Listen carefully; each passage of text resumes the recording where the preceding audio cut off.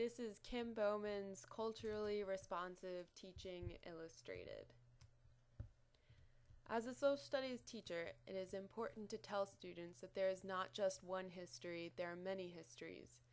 Every group of people that has something in common has a history. By teaching that there are many histories, we can open up students to accept new perspectives and ideas. In addition to the many histories that make up the fabric of our collective past, there are multiple ways of looking at these histories. This is called historiography.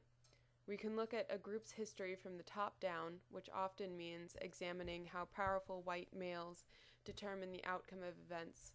Or we can look at history from the bottom up, examining how the masses and the minorities influenced and changed the course of their own histories. In my teaching, I try to present many histories to students. My students and I have looked at one event from multiple perspectives, and we have looked at many events from one perspective. During a World War I unit, the students took on specific roles and recreated the Treaty of Versailles Conference. By becoming a specific country, each student had to view one event through the lens of a variety of different people. In this case, the histories being explored were those of different nations. During a World War II unit, we examined many different events in this global conflict by learning about what kinds of struggles different groups of people were facing around the world. We took a look at the history of Japanese Americans and learned about their wrongful internment and the consequences of that internment, both in terms of their identity and their quality of life. We explored one of the darkest periods of Jewish history by learning about the rise of Nazism and the Holocaust.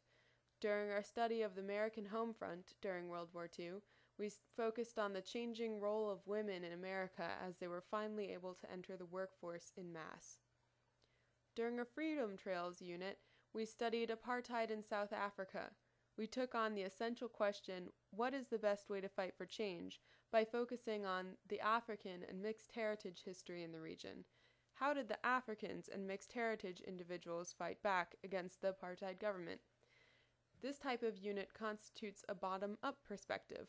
How did the masses change their history? Not how did the Europeans in power change history?